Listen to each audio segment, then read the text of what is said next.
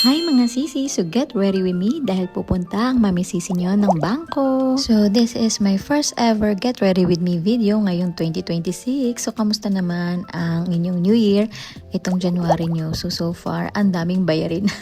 So bills, magbabayad tayo ng bills. Dahil alam niyo naman, hindi magpapatuloy ang buhay kung hindi bayad ang bills.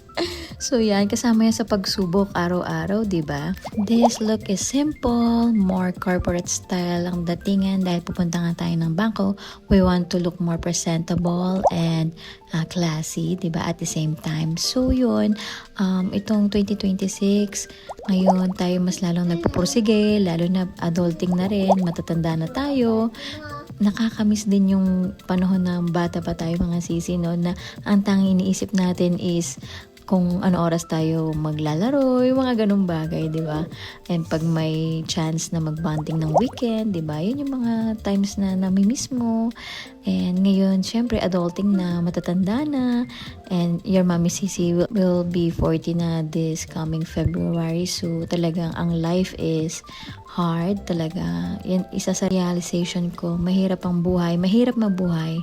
Pero kapit lang tayo at lagi tayong doon sa tama. Kasi pag, alam nyo, pag easy money yan, alam nyo na, madali rin yan mawala sa inyo.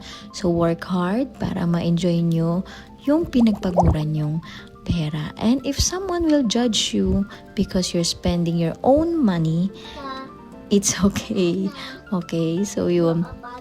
Ayan, kumakanta yung anak ko. Life goes on, so it's up to them sa mga sarili nilang opinion sa buhay. So yun, as long as nasa tama ka at tama ang mga ginagawa mo, doon lang tayo. Huwag tayo magpapa-apekto sa sasabihin ng iba. So yun, so that is it for today's video mga sisi. I hope you like this video. So please don't forget to give this a thumbs up and comment down below kung nagustuhan nyo ba itong look na ito. So thank you so much pala Ate Queen for this handmade hair clips. That is it. I'll see you in my next video. Bye!